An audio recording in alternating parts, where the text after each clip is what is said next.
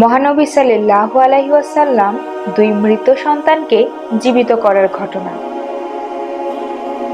একবার সাহাবী হযরত জাবের দয়াল নবীজি সাল্লাল্লাহু আলাইহি ওয়াসাল্লামকে তার ঘরে দাওয়াত করলেন। নবীজি সাহাবীর দাওয়াত কবুল করলেন। হযরত জাবের খুশিতে আত্মহারা হয়ে বাড়িতে চলে গেলেন। বাড়িতে গিয়ে স্ত্রীকে খুশির খবরটি দিলেন আর মেহমানদারির প্রস্তুতি নিতে লাগলেন।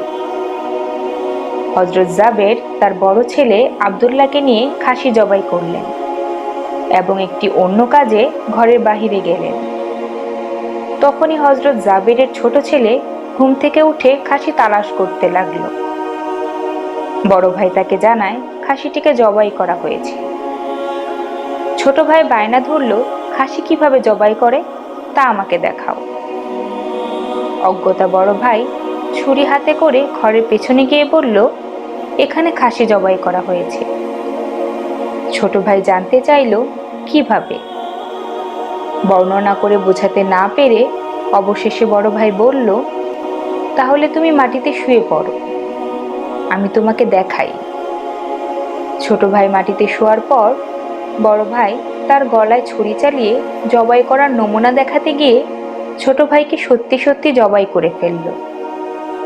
বড় ভাই যখন দেখল ছোট ভাইয়ের গলা থেকে রক্ত গড়িয়ে পড়ছে, সে ছটফট করতে করতে একসময় নিস্তেজ হয়ে গেছে, তখন সে বুঝল ব্যাপারটি কি ঘটেছে। আতঙ্কিত হয়ে সে নিকটবর্তী এক খেজুর গাছের চূড়ায় উঠে আত্মগোপন করল। এদিকে হযরত জাবের পুত্রদের খোঁজে বাড়ির পেছনে এসে ছোট ছেলের অবস্থা দেখে থমকে গেলেন। অতঃপর তাকে বুকে করে স্ত্রীর কাছে গিয়ে বললেন, তাড়াতাড়ি একটি কম্বল নিয়ে এসো, বাচ্চাটিকে শুইয়ে দিই। স্ত্রী রক্তমাখা সন্তানের লাশ দেখে চিৎকার করে কাঁদতে লাগলেন। কিন্তু স্বামী হযরত জাবের তাকে সান্ত্বনা দিয়ে বললেন, আজ আমাদের শোক প্রকাশ করার দিন না, আমাদের দুঃখ দেখলে নবীজিও দুঃখিত হবেন। অতএব ধৈর্য ধারণ করো, কষ্ট করে হলেও মুখে হাসি ফুটিয়ে তোলো। তারপর তারা দুজনে মিলে ছোট ছেলেকে কম্বলে মুড়ে রান্নাঘরের পেছনে রেখে আসলেন। স্ত্রী রান্নার কাজে মন দিলেন। হযরত জাবের বের হলেন বড় পুত্র আব্দুল্লাহর খোঁজে। বাড়ির পেছনে গিয়ে ছেলের নাম ধরে জোরে জোরে ডাক দিলেন। গাছের উপর আত্মগোপন করা বড় ছেলে সব ঘটনা প্রত্যক্ষ করছিল আর ভয়ে কাঁপছিল। পিতার ডাক শুনে ভাবল, এখন পালাতে না পারলে আব্বার হাতে ধরা পড়তে হবে, ধরা পড়লে আর রক্ষা থাকবে না।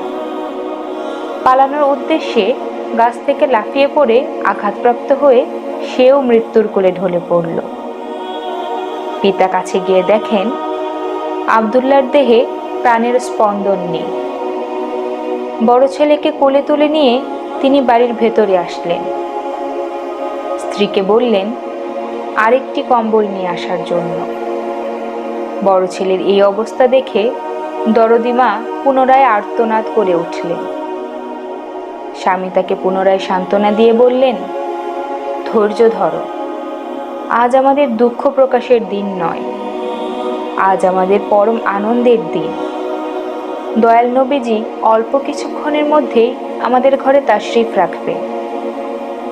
তারপর দুজনে মিলে বড় ছেলের লাশও কম্বলে মুড়ে ছোট ছেলের লাশের পাশে রাখলেন। স্বামী স্ত্রী তাদের চোখের পানি মুছে মুখে হাসি ফুটিয়ে তুললেন। হযরত জাবের বাড়ির সামনে দাঁড়িয়ে নবীজির আগমনের অপেক্ষা করতে লাগলেন। অল্প কিছুক্ষণের মধ্যেই নবীজিকে উটের পিঠে করে আসতে দেখা গেল।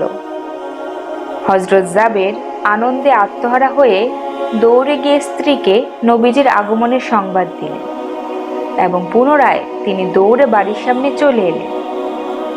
নবীজির উটের কাছে গিয়ে তাকে বাড়ি পর্যন্ত এগিয়ে আনলেন। নবীজি জাবেরের ঘরের সামনে উট থামিয়ে তার ডান পা মোবারক মাটিতে রাখলেন, বাম পা মোবারক এখনো নামাতে বাকি। এমন সময় জিবরাইল আলাইহিস সালাম আল্লাহর পক্ষ থেকে নির্দেশ নিয়ে উপস্থিত হয়ে বললেন, ইয়া রাসূলুল্লাহ, আল্লাহ আপনাকে জাবেরের ছেলেদের সঙ্গে নিয়ে খানা খেতে বলেছেন।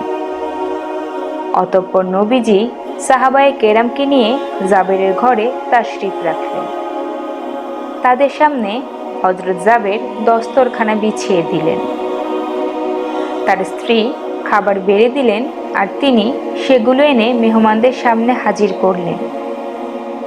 তারপর তিনি নবীজিকে আরজ করলেন, ইয়া রাসূলুল্লাহ, দয়া করে খানা শুরু করুন। নবীজি বললেন, হে জাবের, তোমার ছেলেরা কোথায়? তাদেরকে ডাকো। হযরত জাবের বললেন, ইয়া হাবিবুল্লাহ, আপনি দয়া করে খেয়ে নিন, ছেলেদেরকে আমি পরে ডাকবো। আল্লাহর রাসূল পুনরায় বলল, তোমার ছেলেদেরকে ডেকে নিয়ে এসো, তাদেরকে সাথে নিয়ে খানা খাবো। হযরত জাবের ও তার স্ত্রী হাত জোড় করে পুনরায় আরজ করলেন, ইয়া রাসূলুল্লাহ, আপনি খানা খেয়ে নিন, আমরা তাদেরকে ডেকে দিচ্ছি। তখন নবীজি বললেন, হে জাবের, এইমাত্র জিবরাইল ফেরেশতা আমাকে আল্লাহর নির্দেশ জানিয়ে গেলেন আমি যেন তোমার ছেলেদের সাথে নিয়ে খানা খাই। নবীজির এই কথা শুনে হযরত জাবের ও তার স্ত্রী আর ধৈর্য ধারণ করতে পারলেন না।